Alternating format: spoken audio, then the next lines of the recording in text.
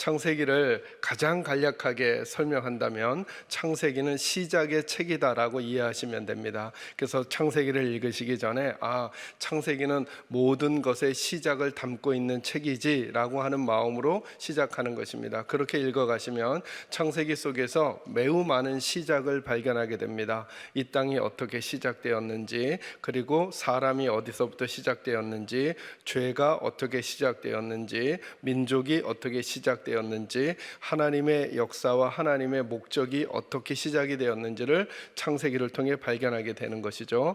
그 이야기를 하나님께서 네 사건과 그리고 네 사람의 이야기 속에 담겨 놓았습니다. 그래서 네 사건을 저희가 이미 다루었는데요. 창조 사건, 두 번째는 죄로 인한 타락의 사건, 세 번째는 그 죄로 인한 타락을 한 하나님의 백성들, 그 땅의 사람들을 홍수로 심판하시는 내용, 그리고 바벨탑 사건까지 중요한 네 사건이 11장까지 담겨져 있습니다.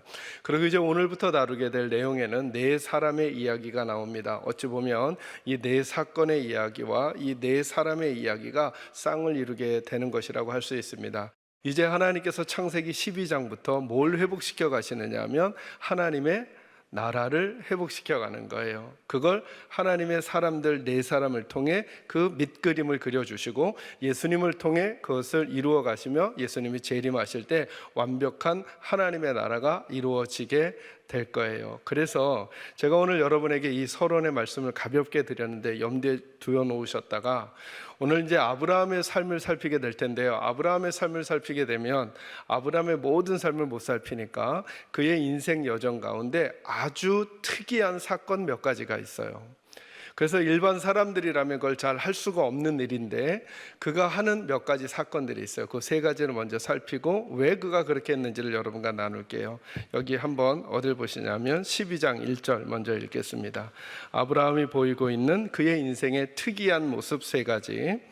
12장 1절 같이 읽을까요? 시작.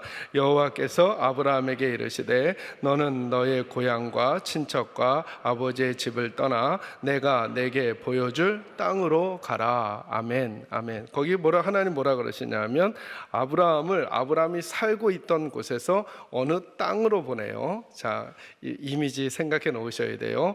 하나님의 나라를 이루어 가야 되는데 땅을 이야기하신다는 걸 염두에 두시고, 근데 지금 지적할 건 그게 아니라 하나님이 뭐라 그러셨냐면 내가 내게 보여줄 땅으로 가라 그랬죠. 그러니까 이제 아브라함의 입장에서 보면 그 땅이 어딘지 알아요, 몰라요? 모른다는 거예요. 여러분, 저희가 성경을 글로 읽으니까 쉽게 빨리 넘어가지만 내가 어디로 갈지를 모르고 가야 되는데 가는 게 쉬울까요, 어려울까요? 어렵죠. 근데 아브라함은 어떻게 했냐면 갈 바를 알지 못하는데 갔단 말이죠. 여기 물음표 하나 던지세요. 도대체 무엇이 그를 그곳으로 가게 했는가? 두 번째로 그의 인생에서 이상한 장면은 어떤 장면이냐면 저희가 읽었던 창세기 12장 그 다음 장에 보이는 창세기 13장에 나오는 얘기예요.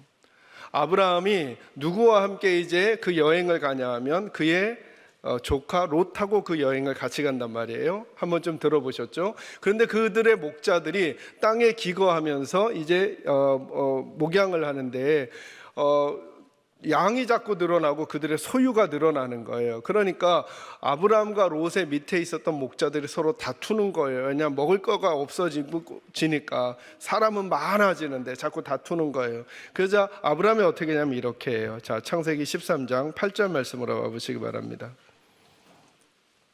그리고 9절 같이 읽을게요. 8절과 9절 읽습니다. 시작. 아브라함이 롯에게 이르되 우리는 한 친족이라 나나 너나 내 목자나 네 목자나 서로 다투게 하지 말자. 내 앞에 온 땅이 있지 아니하냐. 나를 떠나가라. 내가 좌하면 나는 우하고 내가 우하면 나는 좌하리라. 아멘. 아브라함이 뭐라고 권면하느냐 하면 자꾸 그 목자들끼리 싸우니까 감정이 상해지고 그럴까봐 뭐라고 말하냐면 조카 롯아, 연장자이면서도 조카에게, 어린 사람에게, 그리고 그 삶을 주도하고 있었던 아브라함인데도 불구하고 그 롯에게 뭐라고 말하냐면 네가 오른쪽을 선택하면 내가 왼쪽을 선택할 거고 네가 왼쪽을 선택하면 내가 오른쪽을 선택할 테니 내가 먼저 선택해 라고 하면서 권한을 그쪽에 넘겨주고 있다는 말이에요. 권한을. 여러분, 이거 쉽지 않잖아요, 그죠? 쉽지 않잖아요. 그런데 아브라함은 어떻게 하냐면 이렇게 말하는 거예요. 조카 롯에게, 네가 왼쪽을 선택하면 나는 오른쪽을 선택할게, 네가 오른쪽을 선택하면 나는 왼쪽을 선택해 줄게 라고 하면서 권한을 그에게 주는 거예요. 쉽지 않아요. 그래서 결국 롯은 어떤 곳을 선택하냐면 성경의 표현대로 따지면 마치 에덴과도 같았던, 에덴의 동산과도 같았던 땅을 먼저 선택해요. 그러면 저희들의 눈으로 보기에는 어느 땅이 더 좋았다는 거예요. 그 시점까지는 롯이 선택한 땅이 누가 선택한 땅보다, 아브라함이 선택한 땅보다 훨씬 좋았다는 거예요. 여기에 물음표 던져보는 거예요. 도대체 왜, 무엇이 아브라함에게 이런 태도를 갖게 했는가? 왜 그 땅을 선택하면서 그 권한을 자기의 눈과 자기의 선택에 맡기지 않을 수 있는 담대함을 가질 수 있었는가가 두 번째 물음표. 세 번째, 아브라함의 인생의 중요한 사건이 뭐냐면 창세기 22장에 나와요. 창세기 22장에 나오면 어떤 이야기가 나오냐면, 여러분 아브라함이 아들 이삭을 몇 살에 낳았어요? 100살에 낳았잖아요, 그죠? 그런데 그 아이를 키워가는데 창세기 22장에 보면 하나님이 뭐라 그러냐면 그 아들 이삭을 내게 제물로 바치라는 거예요. 자, 제물로 바치라는 건 무슨 말이죠? 목회자로 삼으라는 얘기 그 정도인가요? 아니죠. 뭐 하라는 거예요? 죽이라는 거예요. 만약에 100세에 얻은 아들이라면, 근데 그 아들을 자기가 갖겠다고 했던 것도 아니고 누가 주시겠다고 약속했던 아들이에요? 하나님이. 그런데 하나님이 달래는 거예요. 줬다가 빼앗는 건 더 나쁘죠. 그렇게 생각할 수 있는데 아브라함의 특이한 모습, 그 아들을 드리려고 한다는 거예요. 그리고 실제로 칼을 들어 아들을 찌르려고 하기까지 해요. 저와 여러분이 던져야 될 세 번째 물음표, 왜 그는 그렇게까지 했는가? 아니, 어떻게 그렇게 할 수 있었는가이에요. 이 세 가지 모습을 간략히 살펴만 보아도 저와 여러분은 절대라는 단어까지는 좀 어렵지만 대체로 안 하려고 하는 일들 아니에요? 앞이 보이지 않는다면, 약속이 되지 않는다면, 내 생각이 미치지 않는다면 나는 그 길을 걸어가지 않으려고 하고, 더 좋은 것을 선택할 수 있는 선택지가 내게 있는데 그걸 넘겨주는 일 잘 하려 하지 않고, 내가 그렇게도 아끼는 거, 이것을 하나님이 달라고 하면 나는 줄 수 없다라고 하면서 여전히 내가 붙들고 있는 나의 고집, 나의 아집, 나의 성격, 나의 스타일, 나의 믿음의 경험들을 포함한 그 모든 것들을 내려놓기를 어려워하는 것들이 우리잖아요, 그죠? 근데 아브라함은 어떻게 이 특이한 모습을 보일 수 있었냐는 거죠. 저는 그 말씀을 묵상하면서 그가 그럴 수 있었던 이유 한 가지가 약속 때문에 그렇다는 거예요. 하나님의 약속 때문에. 그래서 제가 오늘 설교 제목을 고민을 많이 했어요. 여러 가지로 하려고 하다가 약속이 이끌어가는 사람 아브라함 이러려다가 그냥 약속의 사람 아브라함이라고 정했어요. 아브라함을 이해할 때 하나님의 약속을 이해하지 않으면 그의 삶을 풀어갈 수가 없다는 거예요. 그 마음으로 하나님의 약속을 한번 들어보겠습니다. 다시 이제 본문으로 돌아오셔서 창세기 12장 1절에서 3절 말씀 읽겠습니다. 저와 여러분이 같이 읽습니다. 시작. 여호와께서 아브라함에게 이르시되 너는 너의 고향과 친척과 아버지의 집을 떠나 내가 내게 보여줄 땅으로 가라. 내가 너로 큰 민족을 이루고 내게 복을 주어 내 이름을 창대하게 하리니 너는 복이 될지라. 너를 축복하는 자에게는 내가 복을 내리고 너를 저주하는 자에게는 내가 저주하리니 땅의 모든 족속이 너로 말미암아 복을 얻을 것이라 하신지라. 아멘, 아멘. 하나님이 여기 약속해 주고 계셔요. 그러니까 아브라함의 인생은 무엇부터 시작이 됐느냐 하면 하나님의 약속이 그에게 던져지고 아브라함이 그 하나님의 약속을 붙들면서 그 다음 설명들이 되어져 가는 거예요. 그 하나님의 약속을 붙들고 살다가 그도 실수하고 넘어지고 실패하고, 그리고 하나님께 옳지 않은 태도를 보일 때도 있었어요. 아내를 누이라고 한다던가 이런 식으로 하면서 아주 비겁한 남자의 전형을 보여주기도 하죠. 그럼에도 불구하고 그의 인생은 하나님의 약속과 연결이 되어져 있어요. 내가 하나님의 약속이 뭘 약속하는지 1절, 2절, 3절이 구분해 주죠. 1절에서 뭘 약속해 줘요? 빨리 찾아주세요. 1절에서 뭘 약속해 줘요? 보여줄 뭐요? 땅을 약속해 주죠. 아까 하나님의 계획은 하나님의 나라를 완성하는 거라 그랬죠. 그래서 그에게 뭘 보여주시겠다는 거예요? 땅을 주시겠다는 거예요. 땅을. 자, 2절에서 뭘 약속해 줘요? 내가 너로 큰, 자, 그 땅에 거할 누구요? 국민을 만들어 주시겠다는 거예요.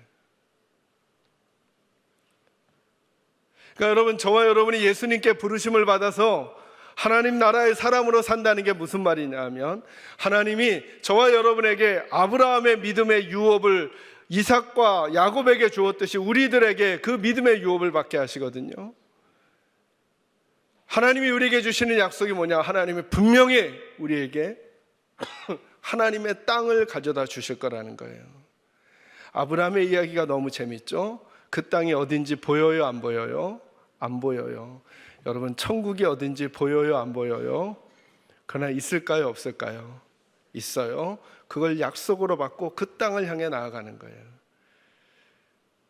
그 땅을 향해 나아가기 때문에 아브라함은 갈대아 우르를 떠나면서 그 걸음걸음이 모두 다 하나님 나라인 것처럼 그 걸음걸음을 살아가는 거예요. 왜요? 그 땅이 어딜지 모르지만 하나님이 나를 인도하시는 그곳이 하나님이 주실 땅이니까, 그 땅이 언제인지 모르니까 도리어 동시에 갈대아 우르를 떠난 그 다음 날에 그 땅도 마치 하나님 나라를 살듯이 그 땅을 살아가는 거죠. 그리고 끝내 하나님이 약속하신 그 땅에 들어가는 거예요. 그러니까 여러분, 우리는 지금 천국을 향한 여행을 하고 있는 거죠. 언젠가 우리는 하나님이 약속한 그 땅에 가게 될 거예요. 그죠? 그러니까 그 땅에 가기 전 하루하루도 1년 1년도 마치 그 땅을 사는 것처럼 이 땅을 살아가야 한다는 거예요. 이게 예수 믿는 우리들의 태도예요.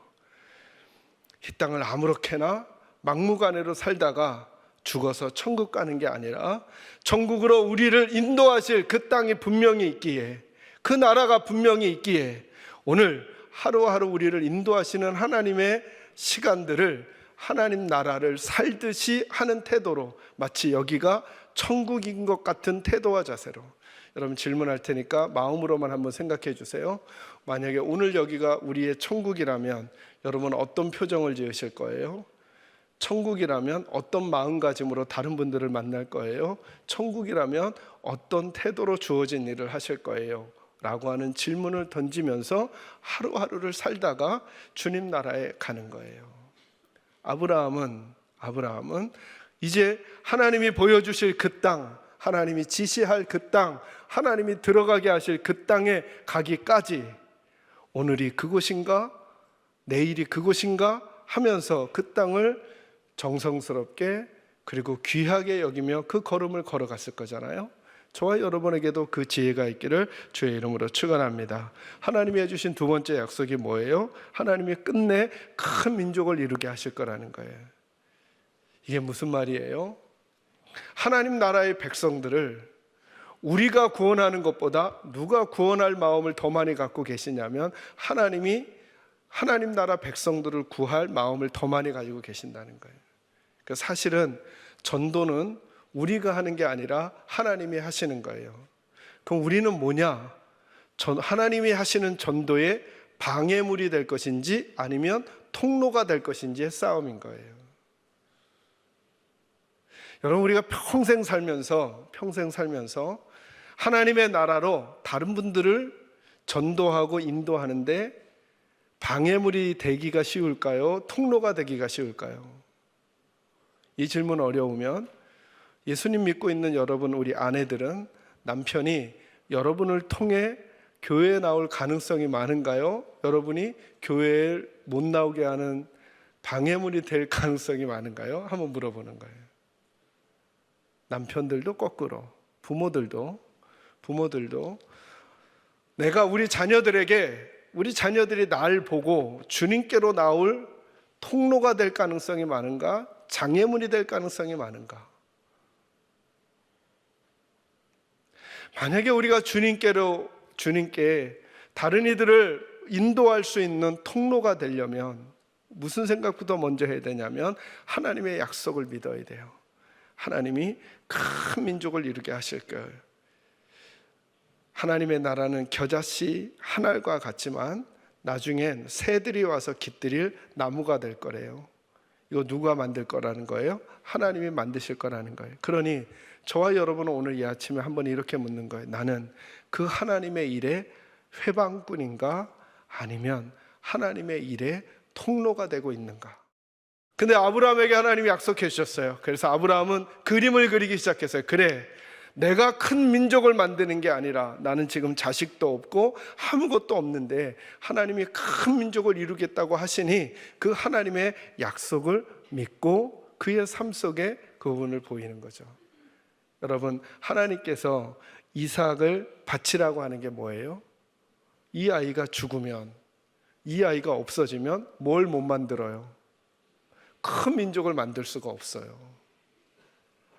그런데 아브라함을 믿는 거예요. 아브라함은 아니야, 내게 약속하신 그 하나님이 그 약속을 이뤄내시지 않으실 리가 없어 라고 하는 믿음이 그의 믿음의 행동을 가능하게 했던 거예요. 저는 우리 사랑하는 계산제일교회가 이 하나님의 음성을 듣게 되기를 간절히 소망합니다. 분명히 하나님이 저희 교회를 통해 더 많은 하나님의 사람들이 모여들어 예배하게 하시고 그 안에서 구원을 받게 하시고 세임을 얻게 하실 것입니다. 그 약속을 믿는 믿음이 우리 식구들에게 생기기를 바라고, 나는 회방꾼인가 하나님은 통로가 되는가를 여러분 처하신 자리자리에서 행하시는 모습에서 점검하시면서 하나님의 통로가 되시기를 주의 이름으로 축원합니다. 마지막 세 번째는 이거예요. 3절 말씀 한번 읽어볼게요. 읽습니다. 시작. 너를 축복하는 자에게는 내가 복을 내리고 너를 저주하는 자에게는 내가 저주하리니 땅의 모든 족속이 너로 말미암아 복을 얻을 것이라 하신지라. 아멘. 3절 말씀 제게 설명해 주세요. 이게 무슨 내용이죠? 네가 말해주세요. 이런 표정으로 보지 마시고 한번 생각해 보는 거예요. 이게 무슨 내용이죠? 자, 1절에서 땅을 약속하시고 2절에서는 민족을, 백성을 약속하셨어요. 그럼 이제 뭘 약속해 주시면 돼요? 주권을 약속해 주시는 거죠. 3절은 이 얘기죠. 너가 복을 받고 저주를 받는 건 누구에게 달렸다는 거예요? 다른 사람에게 달리지 않고 누구에게 달렸다? 하나님께 달렸다는 거예요. 주권이 누구에게 있다는 거예요? 하나님께.